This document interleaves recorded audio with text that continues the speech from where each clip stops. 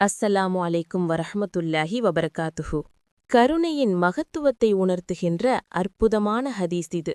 நபிகள் நாயகம் ஸல்லல்லாஹு அலைஹி வஸல்லம் அவர்கள் கூறினார்கள், படைப்பினங்கள் மீது கருணையாளனான அல்லாஹ் கருணை புரிவான். நீங்கள் பூமியில் உள்ளோர் மீது இரக்கம் காட்டுங்கள், வானில் உள்ளவன் உங்கள் மீது இரக்கம் காட்டுவான். இந்த ஒரு வரியில் எவ்வளவு பெரிய செய்தி அடங்கியுள்ளது பாருங்கள். நாம் அல்லாஹ்வின் கருணையை விரும்பினால் அவனுடைய படைப்புகள் மீது கருணை காட்ட வேண்டும். மனிதர்கள் மட்டுமல்ல, விலங்குகள், பறவைகள், எல்லா உயிரினங்கள் மீதும் அன்பும் இரக்கமும் காட்ட வேண்டும். பசிக்கு உணவளிப்பது, பறவைக்கு தண்ணீர் வைப்பது, ஒரு மிருகத்தை துன்புறுத்தாமல் இருப்பது, இவை அனைத்தும் நம்மீது அல்லாஹ்வின் கருணையை இறக்கும் அமல்கள். ஏனென்றால் அல்லாஹ்தானே கருணையாளன். அவன் கருணை காட்டுபவர்களை நேசிக்கிறான். இறைவா, நீ கருணையாளன், கருணை காட்டுபவர்களை நேசிப்பவன். எங்கள் இதயங்களை உன் படைப்புகள் மீது கருணை காட்டக்கூடிய இதயங்களாக மாற்றுவாயாக.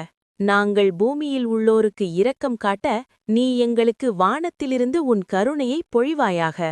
எங்கள் குடும்பங்கள் மீதும் நம் அனைவர் மீதும் உன் கருணையை நிலைக்கச் செய்வாயாக. ஆமீன்.